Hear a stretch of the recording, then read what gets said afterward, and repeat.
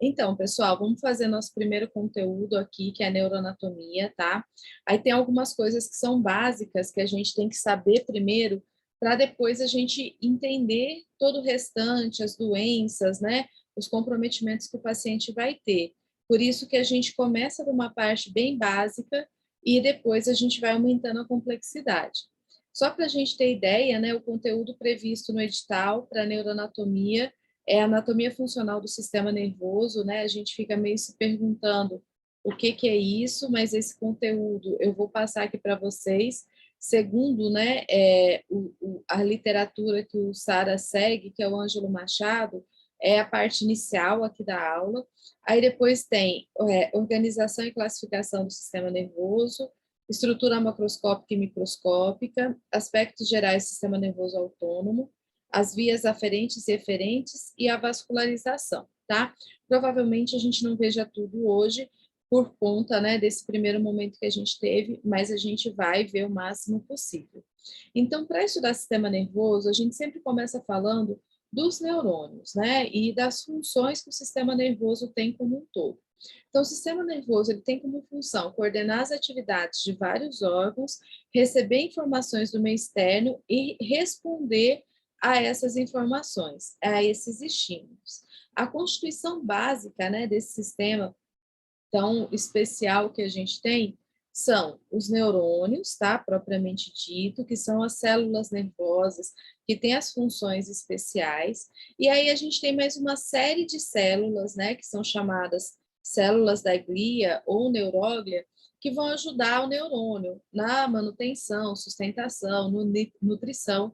A gente vai falar da neuróglia também. Mas os neurônios são as células principais, tá? Então, são as células que a gente fala que são altamente especializadas, alongadas e formadas por três partes: o dendrito, o corpo e o axônio, que a gente já vai mostrar direitinho, né, e começar a explorar. De qualquer forma, pessoal, a gente sempre tem que entender que o neurônio ele tem duas propriedades fundamentais, tá? Então, as propriedades fundamentais dessa célula são a irritabilidade e a condutibilidade. O que é isso? A irritabilidade vai ser a capacidade que o neurônio tem de responder a um estímulo. Então, se ele for, né, estimulado, se for dado a ele algum estímulo, ele vai ter essa capacidade de responder a esse determinado estímulo. E a condutibilidade é a capacidade de transmissão de resposta em grande velocidade, que é a velocidade do impulso nervoso. Então, a capacidade de transmitir um impulso nervoso, né, por uma longa distância, e tudo isso é feito pelo neurônio, pelo axônio. Aqui, então, a gente tem a estrutura básica, certo? Então, a gente tem o corpo, tá? O corpo, gente, é a unidade funcional. Então, no corpo estão situadas as organelas, é no corpo que está o núcleo, que está a mitocôndria. Então, toda a parte, né, de funcionamento, de vida do neurônio, está justamente localizado no corpo, tá? Tanto que, se o corpo morrer, então, se a gente tiver uma lesão, uma determinada lesão, e o corpo morrer, esse corpo ele não regenera, então ele não nasce de novo, não vai surgir um novo corpo. E esse neurônio todo vai acabar morrendo, tá? Por conta dessa lesão, dessa perda. O neurônio também, a gente entende, estuda que ela é uma célula pós-mitótica. O que quer dizer isso? Que depois de um determinado momento no nosso desenvolvimento, né, a gente não forma novas células, tá? Existe um pouquinho de controvérsia sobre isso, mas em geral esse é o conhecimento clássico, beleza? Aqui, normalmente ligado ao corpo, a gente tem os dendritos. Então, os dendritos são essas ramificações, né, que está aparecendo aqui na imagem, e os dendritos, eles são as estruturas especializadas em receber o estímulo. Então, normalmente, aqui a gente está vendo o neurônio só, né, para poder ser mais didático, mas normalmente a gente tem milhares, né, centenas de neurônios juntos, e eles se comunicam justamente pelos dendritos. Então, só para ilustrar, teria um outro neurônio aqui, certo? E esse neurônio se comunicando com o dendrito que está aqui na frente, tá? Então, o dendrito é essa parte mais especializada em receber. E, para completar, nós temos o axônio. O axônio já é o prolongamento único, né? Esse prolongamento, essa parte maior, onde acontece a transmissão, a condução do estímulo. Então, o axônio, ele tem características importantes que já estão aparecendo aqui. Então, a primeira delas é que ele é revestido por bainha de mielina. Então, o que significa isso? Que ele tem uma capinha protetora isolante, tá? Essa capinha, bainha de mielina, vai ser formada por células especiais, células da glia, tanto no sistema nervoso central quanto no periférico. Entre essas células, né, da bainha de mielina, a gente tem uns pontinhos assim, ó, uns espaços que chama nódulo de Ranvier. Então, que também é importante da gente conhecer, porque quando a gente tem a passagem do potencial de ação, né, a transmissão do potencial de ação, é justamente nesses nódulos aqui, ó, que acontece essa passagem desse impulso. Então, pula a parte tem bainha de melina e vai passando de um nozinho para o outro. Por isso que fala que esse impulso ele é saltatório, tá? Então, essa é a característica que a gente tem em relação ao axônio nessa parte que é o prolongamento. E no final do axônio, gente, nessa outra parte aqui, a gente tem o terminal axônico, onde a gente vai ter, né, esse axônio se ramificando. Então, normalmente ele emite vários ramos, né? Vamos supor aqui que esse neurônio estivesse comunicando com o músculo. Então, para inervar, né, diferentes fibras musculares, tá? E esses ramos, então, são, né, os terminais axônicos, que depois, né, por sua vez, aqui que vai acontecer a sinapse, né? A sinapse com uma outra estrutura, outro neurônio. A letra não está saindo bonita, mas ela vai melhorando aqui ao decorrer da aula. Então, pessoal, nessa imagem aqui tem um pouquinho mais desse detalhamento, tá? Dos pontos principais. Então, peço para vocês, né? Na hora que vocês forem revisar, esse aqui é um assunto, né? Que vocês podem revisar, relembrar, apesar de ser bastante simples, às vezes se a gente não está habituado a estudar neuro, a gente acaba esquecendo, tá? Então, neurônio composto por 3 partes, corpo, dendrito e axônio. Os dendritos são ramificações do corpo, a função principal é captar o estímulo, certo? O corpo é onde se localiza o núcleo e a maioria das estruturas citoplasmáticas que mantém, né, esse neurônio vivo. O axônio vai ser a estrutura especializada na transmissão de impulso, né, então conduzir esse impulso.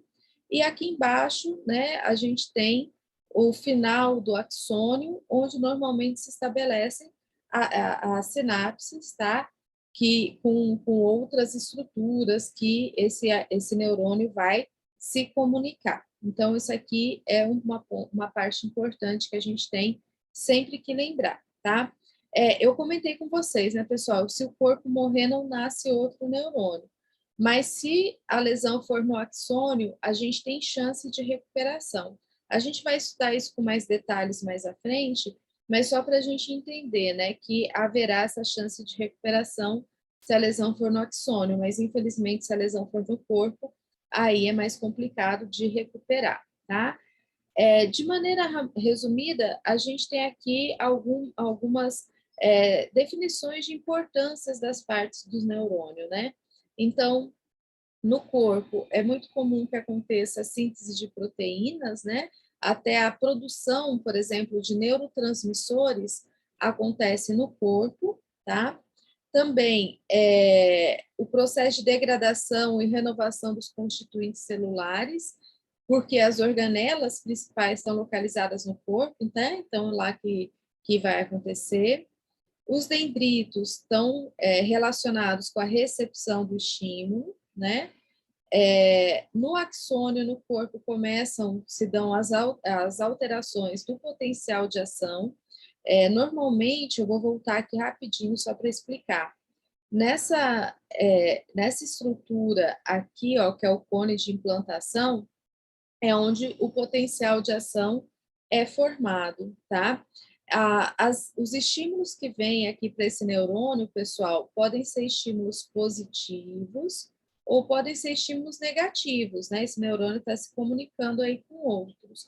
E aí o corpo processa essas informações, né? Entende essas informações e decide se é para gerar o potencial de ação mesmo, né? Então, só para completar aqui, se vai gerar o potencial de ação ou não, tá?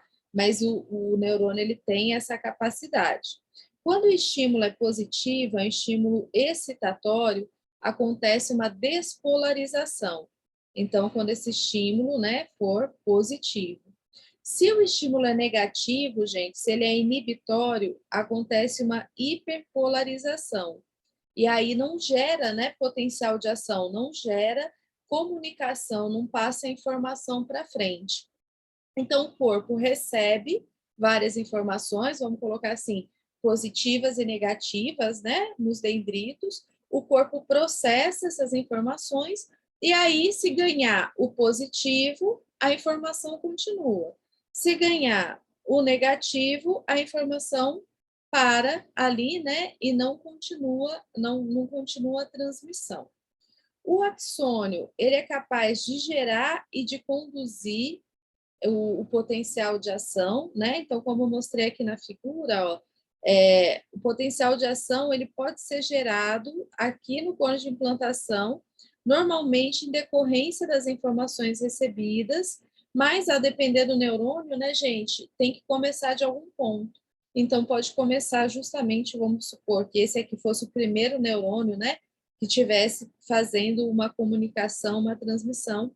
Então, ele mesmo gera e conduz, tá, esse estímulo.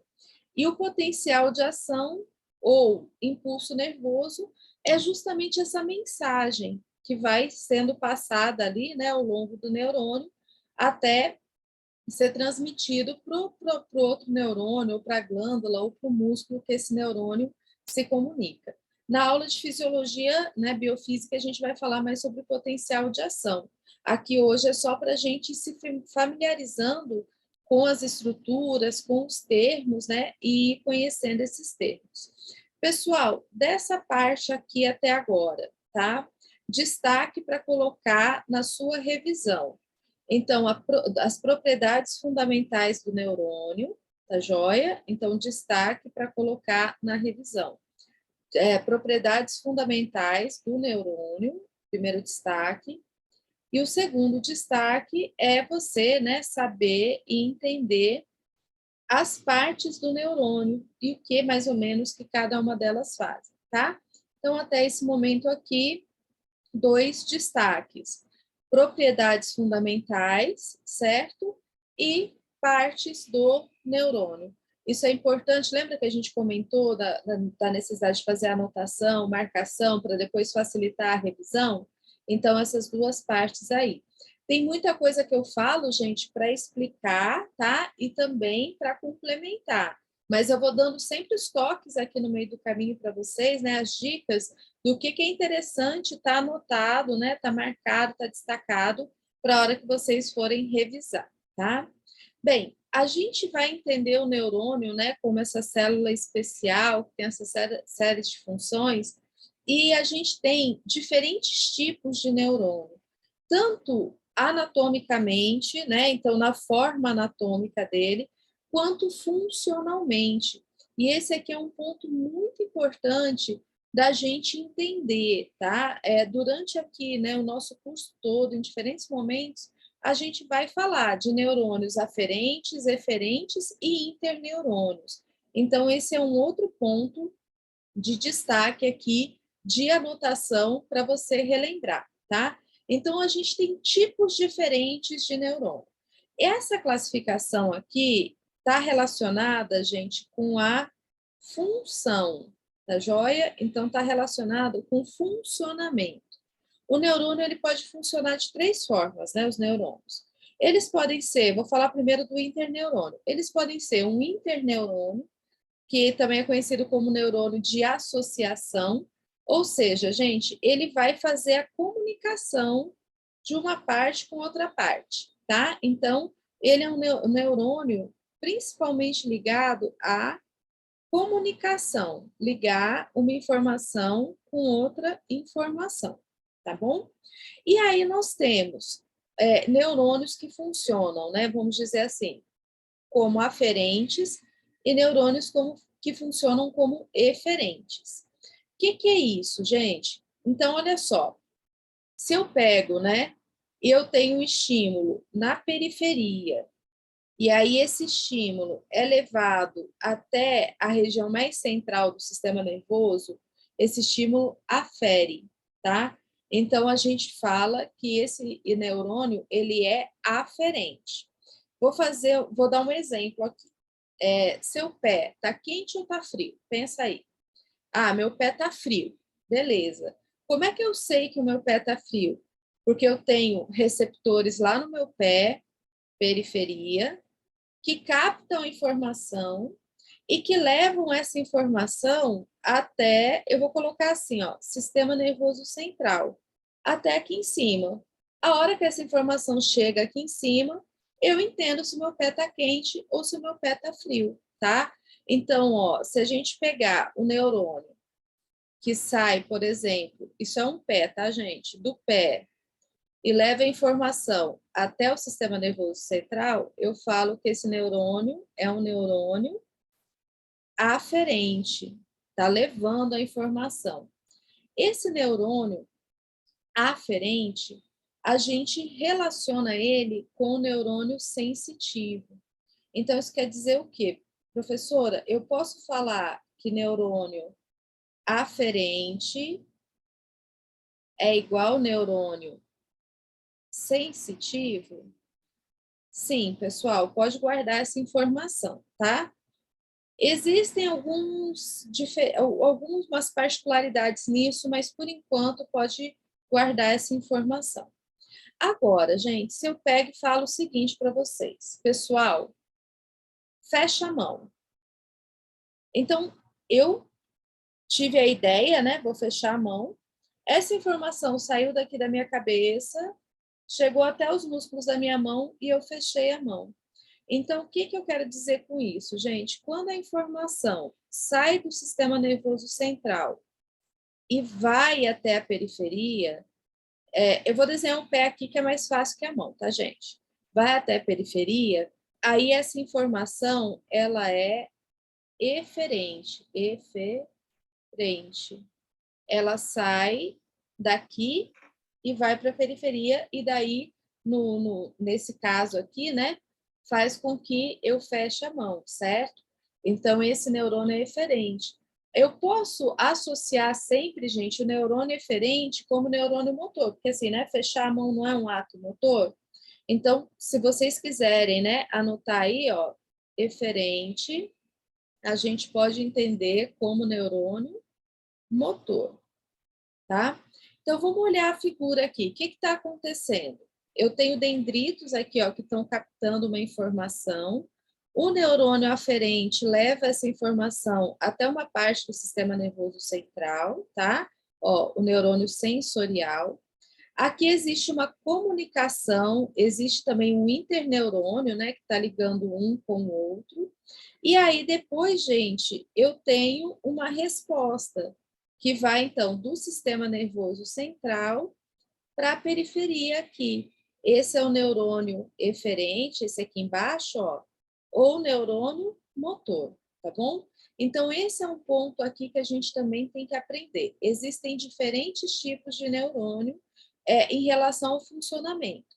Existem neurônios aferentes, que levam informação, existem interneurônios, que comunicam, né, várias partes do nosso cérebro, do nosso sistema nervoso, e existem neurônios eferentes, que levam a informação do sistema nervoso para uma outra região, tá? Então, essa é uma forma da gente estudar que existem neurônios diferentes.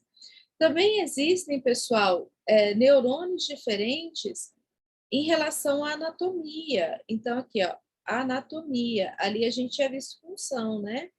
Eles não são todos iguais. O clássico que a gente estuda é esse aqui, ó, o multipolar, né? Que a gente sempre desenha.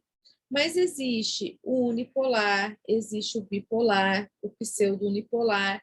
Isso aqui, gente, dificilmente cai em prova. Eu só estou mostrando para vocês que existem diferentes neurônios, né? Em relação ao seu funcionamento, isso aqui cai na prova, tá? Isso aqui é importante. E em relação à sua anatomia, tá bom? E também existe, gente, condições de comunicação diferente entre os neurônios, né? Então, aqui, por exemplo, a gente está vendo uma comunicação de um neurônio sensitivo com um neurônio motor, certo? Essa figura aqui, que eu vou chamar de figura A, é o controle. É assim que funciona normalmente. Mas pode ser que ele funcione de outras formas. Então, a gente pode ter um processo que chama, por exemplo, habituação. Compara a figura A com a figura B. O que está acontecendo? Eu estou com menos raminho, né? Então, essa comunicação aqui, esse neurônio, gente, a gente fala que ele está habituado, ou seja, ele está mandando menos informação para o neurônio motor. Da mesma forma que a gente tem neurônios que podem estar sensibilizados, sensibilização. Compara esse neurônio C, aqui, né, que eu coloquei, com o neurônio A. O que está acontecendo? Ah, professora, tem mais perninhas aqui, né? Esse neurônio aqui, ele está estimulando em excesso o outro neurônio. Então, são adaptações que também a gente tem no sistema nervoso. Eu falei para vocês, né, que neurônio não nasce de novo, né, depois que o corpo morre. Mas esses tipos de comunicação com essa ramificação maior ou menor do axônio, isso existe. E isso vai ser base para a nossa neuroplasticidade. Também a gente vai falar de neuroplasticidade mais para frente, tá? Com mais calma, mas só aqui um pequeno toque para a gente entender, né, as diferenças que podem acontecer em relação a essa organização dos neurônios também, tá joia? Bem, pessoal, dessa parte aqui, tá bom? Que a gente falou agora, o destaque é esse slide aqui. Então, isso aqui é importante vocês colocarem no caderninho de resumo de vocês, que vai ser, então, o quê? A diferença de neurônio aferente, eferente e interneurônio. Tudo bem? Tranquilo?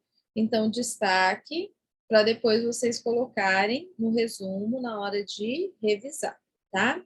Bem, aqui a gente falou que os neurônios estão estabelecendo uma comunicação aí, né? Então, está tendo uma comunicação. Essa comunicação, gente, ela se chama sinapse, né? Então, essa conversa que tem de um neurônio com o outro, ela acontece por meio desse contato que se chama sinapse, tá? Então, a gente pode ter, por exemplo, aqui a gente está vendo o quê? Uma sinapse neurônio com neurônio, né? Tem um neurônio pré-sináptico, ou seja, que está antes do contato, tem um neurônio pós-sináptico, ou seja, que está depois do contato. E aqui, onde eles estão se encontrando. Onde eles se encontram, então, a gente tem a sinapse, tá? O neurônio, gente, ele também se comunica com glândulas e com músculos, tá joia? Aqui só mostrando esse arranjozinho que a gente tem, que é o contato de um neurônio com o outro neurônio. Se a gente olhar microscopicamente, essa aqui é a nossa sinapse, esse é o nosso encontro. Então, eu tenho aqui, ó, um neurônio pré-sináptico, né? A sinapse, que é o ponto de encontro, e o neurônio pós-sináptico. E dessa forma os neurônios conversam. Aí você fala assim, mas professora, como é que eles trocam mensagem, né? Eles podem trocar mensagens de duas formas. Ou eles trocam a mensagem de forma elétrica, que é sinapse elétrica, ou eles trocam mensagem de forma química, que é a sinapse química. Vamos entender isso aqui melhor, tá?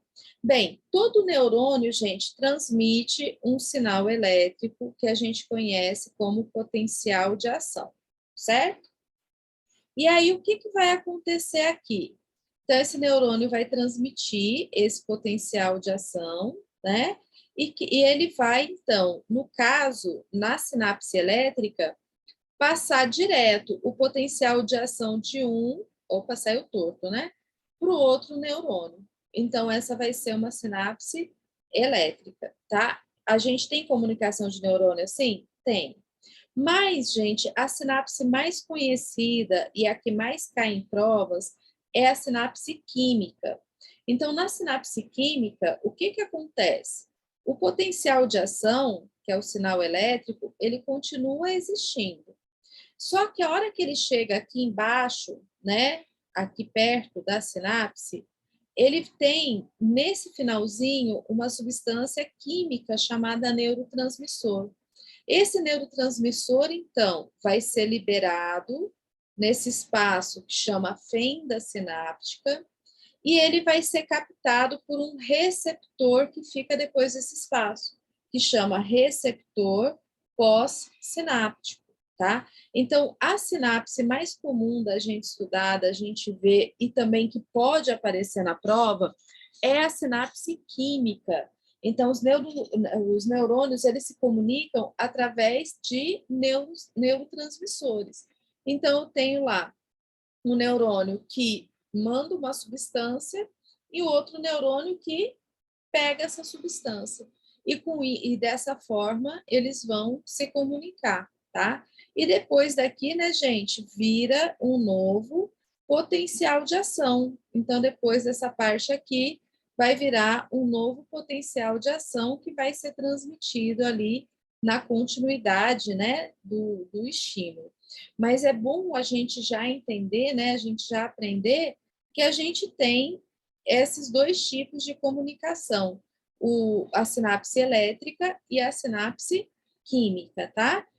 Destaque para a sinapse química, que é essa comunicação por meio da liberação de neurotransmissor por um neurônio e da captação desse neurotransmissor pelo outro, tá?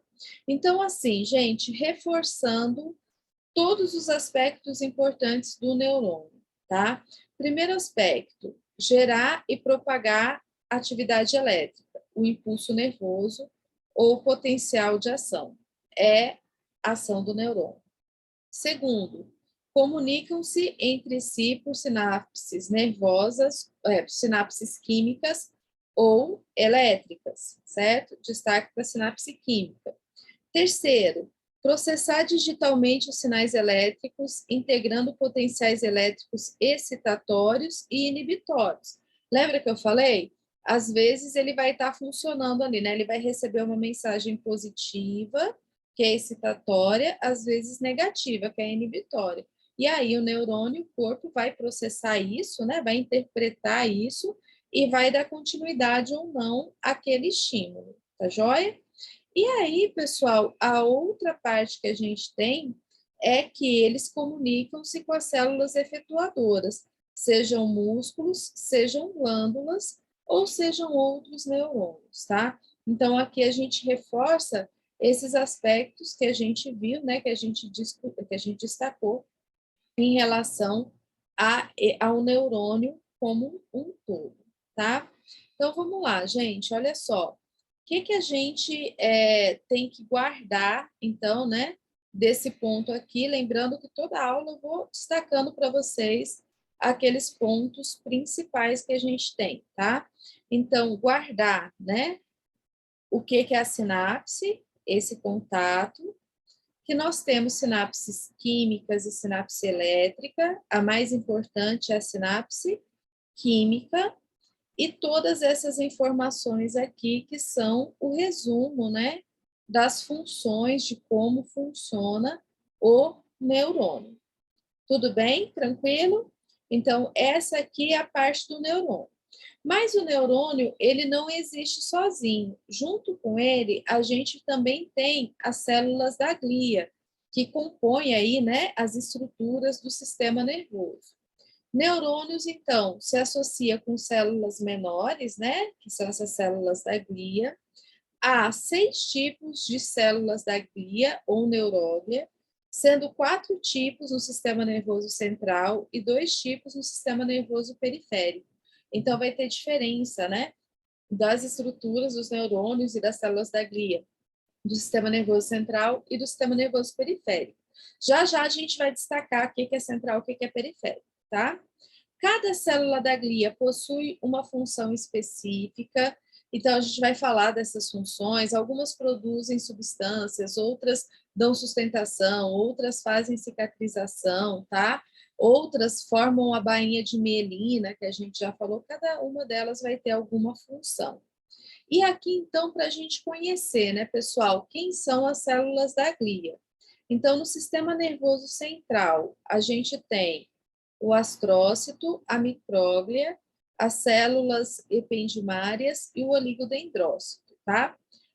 Sempre a gente destaca, né? Eu destaco para vocês. O astrócito é a célula mais abundante que tem, né? A célula da glia no sistema nervoso central. E eu chamo a atenção do astrócito porque o astrócito, pessoal, é uma célula que tem muito destaque quando a gente fala de tumor encefálico, tá? Porque os principais tumores encefálicos que a gente tem, os principais tipos de câncer que a gente tem, são cânceres de astrócito, astrocitoma, tá? Então, acho uma célula da glia sempre interessante da gente relembrar, a gente, né, tá com ele aí na cabeça. Outra questão que chama a atenção do astrócito, gente, é numa doença chamada esclerose múltipla. Por quê? Porque na esclerose múltipla a gente vai ter lesões, né? E essas lesões vão sofrer cicatrização. A cicatriz é feita pelo astrócito, é o astrócito que forma a cicatriz.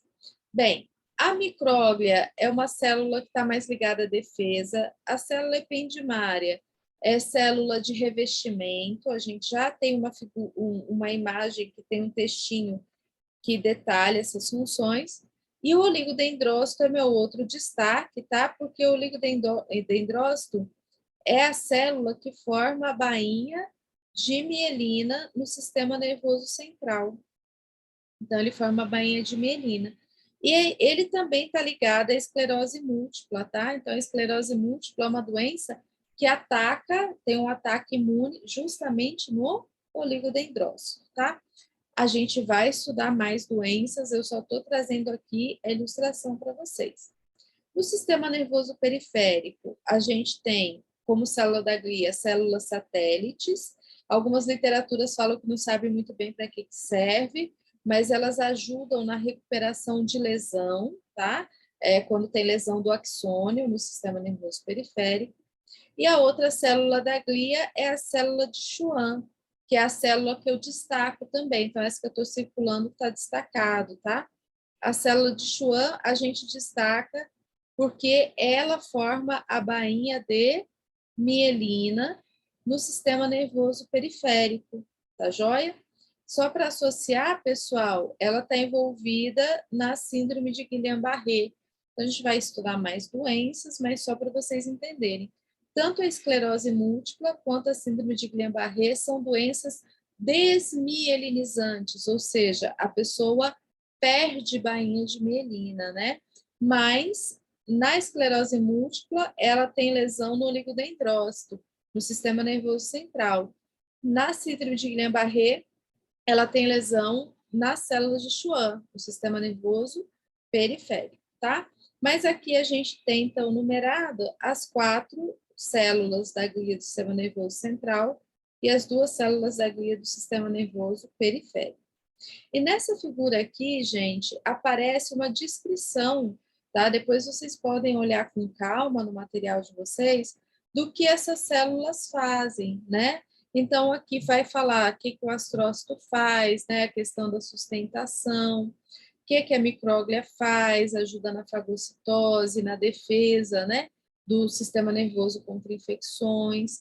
O oligodendrócito, que ajuda na formação da bainha ajuda não, forma, né, a bainha de mielina, as células ependimárias, que fazem revestimento, e no sistema nervoso periférico, as células de Schwann, que formam a bainha de mielina, e as células satélite, tá? Que daí sustenta o neurônio no gânglio, regula a troca de substâncias e ajudam na recuperação, embora algumas literaturas falam que não sabe-se muito bem para que serve. Nessa figura aqui está aparecendo ó, o astrócito, o oligodendrócito, a micróglia e as células ependimárias, que daí já são essas células aqui ó, de revestimento. E nessa outra figura aqui dá destaque para a célula do sistema nervoso periférico, né? Então, as células satélites, ó, elas estão aqui em volta do corpo, tá joia? E aqui fala, ó, não se sabe muito bem para que ela serve, né? Função permanece desconhecida. Mas, na verdade, foi o que eu disse para vocês, elas ajudam na sustentação e ajudam também na recuperação após lesão. A gente vai falar também com mais calma sobre isso mais para frente. E as células de Schwann, que é a bainha de mielina, né? Então, que forma essa bainha de mielina ao redor do axônio no sistema nervoso periférico, tá? Então, é isso, pessoal. Destaque. Destaque está aqui. É saber, né? Então, dessa parte aqui, o que eu colocaria lá no meu caderninho de revisão é quais são as células da glia, as do sistema nervoso central e as do periférico. E daí eu aproveitaria e colocaria, né, no meu resuminho, daí vocês olhem com calma depois, na hora que vocês estiverem fazendo o resumo, as principais funções que ela tem, tá? Então, aqui as funções. Eu acho que é importante conhecer célula da glia também, eu acho que tem chance de cair na prova, beleza? Então, aqui a gente tem um outro destaque, tá? Aqui essa parte, pessoal, é a parte que lá no edital, né, pelo que eu tenho de conhecimento, essa parte é a parte onde o edital fala da anatomia funcional do sistema nervoso, tá? Então, essa é a parte e a gente deu os destaques aí para depois vocês reforçarem. E agora a gente vai mudar. A gente vai entrar agora, então, na parte que fala da organização e classificação, tá?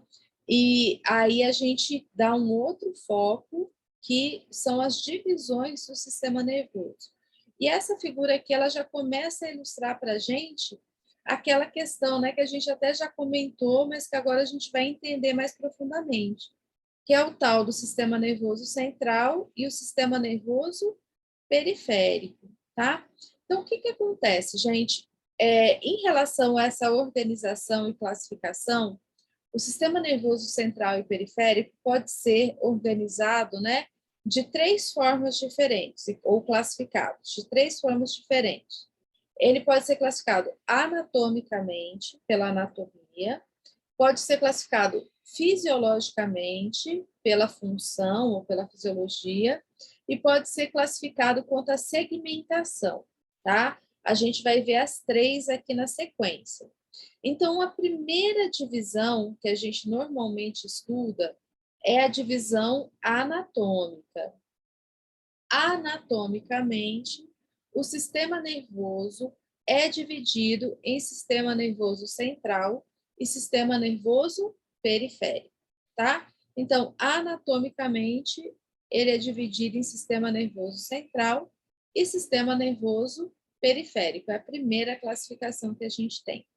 De maneira bem simples, gente, o sistema nervoso central vai corresponder às estruturas que estão localizadas dentro do crânio e dentro do canal vertebral, tá? Então, as estruturas que estão contidas por meninges.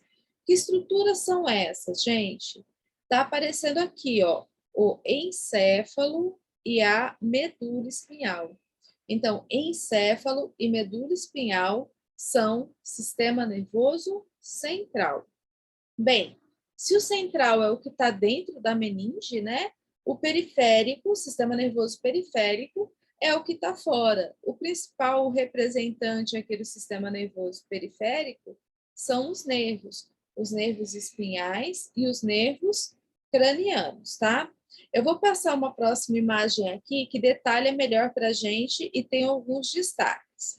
Então, olha só, divisão anatômica, Anatomicamente, o sistema nervoso ele é dividido em sistema nervoso central e sistema nervoso periférico. O sistema nervoso central corresponde às estruturas que estão dentro da caixa craniana e do canal vertebral, ou seja, as estruturas que estão contidas pelas meninges. Que estruturas são essas? O encéfalo, que está dentro do crânio, e a medula espinhal, que está dentro do canal espinhal, certo? Por que é mais correto, pessoal, a gente falar de encéfalo e não de cérebro? Por exemplo, quando a gente fala acidente vascular encefálico ou acidente vascular cerebral. Por que é mais correto a gente falar em acidente vascular encefálico? Porque, gente, o encéfalo não é só o cérebro. O cérebro é uma parte. Então, olha só, o encéfalo, ele é formado pelo cérebro, que vai ser o telencéfalo e o diencéfalo, pelo cerebelo e pelo tronco encefálico, tronco encefálico, mesencéfalo, ponte e bulbo. Então, o encéfalo é mais do que só o cérebro, tá? Por isso que a nomenclatura mais correta é AVE, acidente vascular encefálico, é TCE, traumatismo crânioencefálico. E essas dicas aqui eu já dou para vocês, não necessariamente porque vai cair na prova teórica, mas na discursiva e na prova prática, gente, vocês não podem errar o termo, tá? Então, por exemplo, se cai alguma coisa relacionada ao acidente vascular encefálico é o termo mais correto, porque pode pegar qualquer uma dessas estruturas, tá? Então, aqui um destaque para vocês em relação a isso. E no sistema nervoso periférico? O sistema nervoso periférico é tudo que está fora, né? Que está fora da meninge. Quem que são, né? Que estruturas que estão fora da meninge, gente? Então, a gente sempre destaca os nervos, né? A gente consegue enxergar bem os nervos. Tem o nervo mediano, o nervo femoral, o nervo fibular, o nervo ciático. Está aqui fora, né? Está no corpo, está no sistema nervoso periférico. Mas eu vou destacar para vocês, gente, que nós temos os nervos espinhais, né? Que são os que saem da medula, tá? E a gente também tem os nervos cranianos, né? Então, os nervos cranianos também fazem parte do sistema nervoso periférico.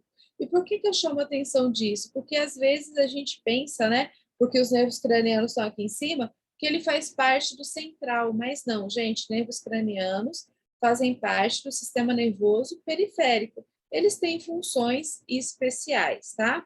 Além dos nervos, a gente tem os gânglios nervosos e nós temos terminações nervosas. Só falando rapidinho, gente, gânglio nervoso é quando a gente tem, vou colocar aqui no do ladinho, ó, um grupo de corpos de neurônio, então tem um monte de corpo de neurônio junto, mas esses corpos de neurônio não estão no sistema nervoso central, estão no sistema nervoso periférico, então chama gânglio, tá? Eu até vou anotar o principal gânglio que nós temos e que a gente vai falar dele mais vezes. Ai, desculpem, gente. Que a gente vai falar dele mais vezes, que é, deixa eu ver se sai aqui, o gânglio, tá quase, né? Da raiz dorsal. Anotem aí, pessoal, mesmo que você não vai entender agora, a gente não vai detalhar o que ele faz, é o principal gânglio que a gente tem, que a gente estuda na neuroanatomia, tá? Gânglio da raiz dorsal, tá joia? Além do gânglio da raiz dorsal, que faz parte do sistema sensitivo, a gente tem os gânglios do sistema nervoso autônomo, que então são corpos de neurônio que estão fora do sistema nervoso central. Porque o que acontece, gente? A maior parte dos corpos de neurônio estão dentro do sistema nervoso central, estão no encéfalo e estão na medula, porque estão mais protegidos, né? Então, no encéfalo está protegido pelo crânio, pela meninge e tal, na medula está protegido pelo canal vertebral, pela vértebra, pela meninge. E lembra que se o corpo morrer, não nasce mais? Então, é interessante que ele fique bem protegido. mas a gente tem algumas estruturas de corpo fora, que são os gânglios, tá? Então, por enquanto, guardem isso. E as terminações nervosas são os receptores. Então, a gente tem um monte de receptor na nossa pele, né? Lembra quando eu perguntei se o pé estava quente ou se o pé estava frio? Então, para eu entender se o pé está quente ou se o pé está frio, eu tenho receptores ligados, né? Tem receptores lá no meu pé que captam essa informação, se o pé está quente ou se o pé está frio, e levam essa informação até o meu córtex para eu poder entender. Então, essas terminações nervosas fazem parte do sistema nervoso periférico também. Não sei, talvez vocês vão lembrar agora que eu falar fuso muscular, órgão tendinoso de Golgi, corpúsculo de Meissner, Ruffini, Pacini, são todas terminações nervosas, tá joia? Então, aqui, pessoal, destaque, tá? Isso aqui tem que estar no caderninho de resumo, que é a divisão anatômica que o sistema nervoso tem. Bem, além da divisão anatômica, a gente tem a divisão funcional, né? Então, em relação ao funcionamento. Em relação ao funcionamento, gente, o sistema nervoso, ele é dividido em somático e visceral. O visceral é o autônomo, tá? Autônomo ou autonômico. Então, em relação ao funcionamento, o sistema nervoso ele é dividido em somático e autonômico ou visceral. O que é isso, gente? Então, vamos lá. O somático é tudo que eu entendo ou tudo que eu comando.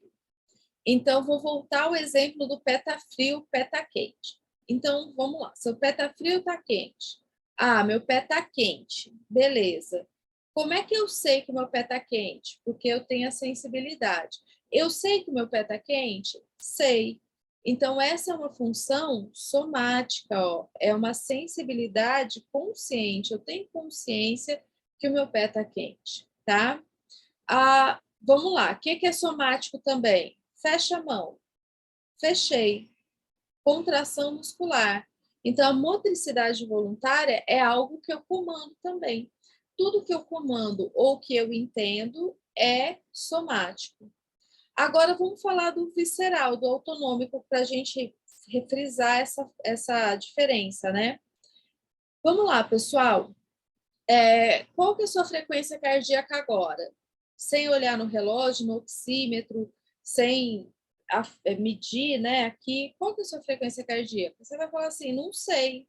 Eu não tomo consciência se o meu coração, nesse momento, está batendo a 70, 80, 60 batimentos por minuto, certo?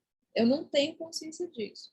E se eu falar assim para vocês, né? Que nem eu falei, fecha a mão, falar assim para vocês, pessoal, acelera seu coração a 100 batimentos por minuto agora. Você vai conseguir só com a força do seu pensamento?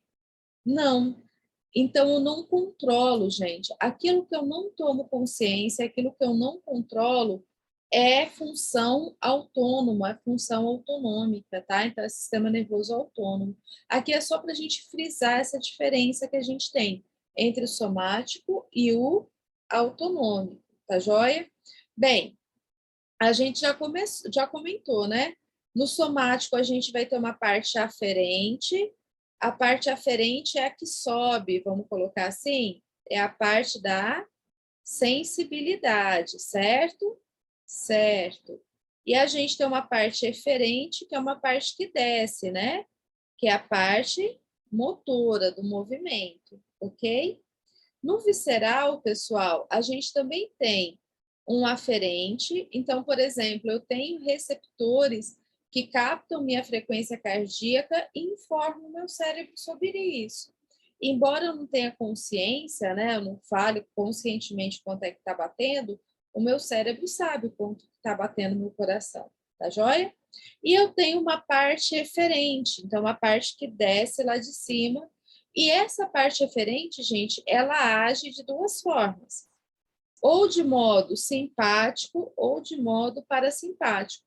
Então, dependendo do que é necessário para o meu corpo, o sistema nervoso autônomo vai lá e dispara, né, uma resposta simpática ou uma resposta parasimpática.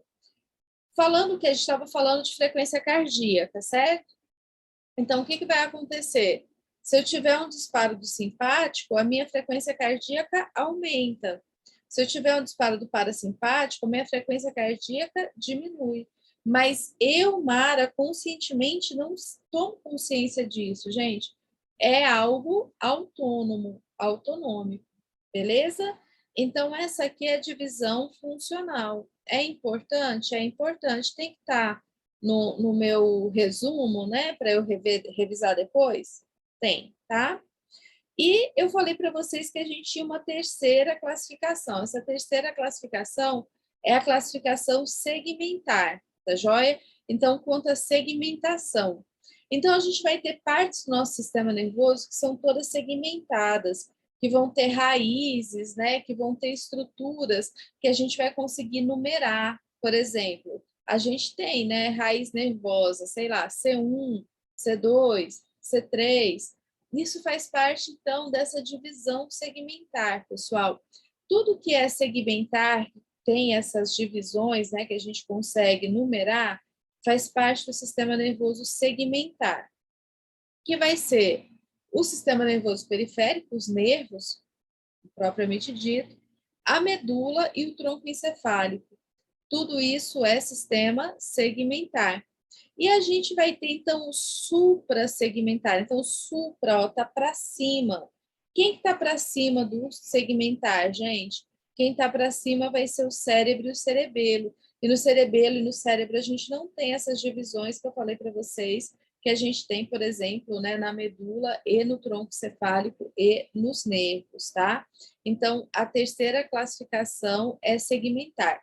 Isso aqui é mais difícil de cair na prova. As duas primeiras caem mais. Mas, às vezes, no meio de uma questão aparece lá, nananana, o sistema suprassegmentar. Aí, se você não souber o que é, você fica, ai meu Deus do céu, o que é o sistema suprassegmentar? Não lembro, e acaba errando. Então, eu acho interessante vocês também anotarem, tá? Para a revisão de vocês, sistema segmentar, quem que faz parte, né? Sistema nervoso periférico, mais especificamente os nervos, a medula e o tronco encefálico. E no suprassegmentar, cérebro e cerebelo, aqui é que está para cima, então, desse segmentar, tá? Para cima dessas estruturas que se dividem. Vou parar aqui um pouquinho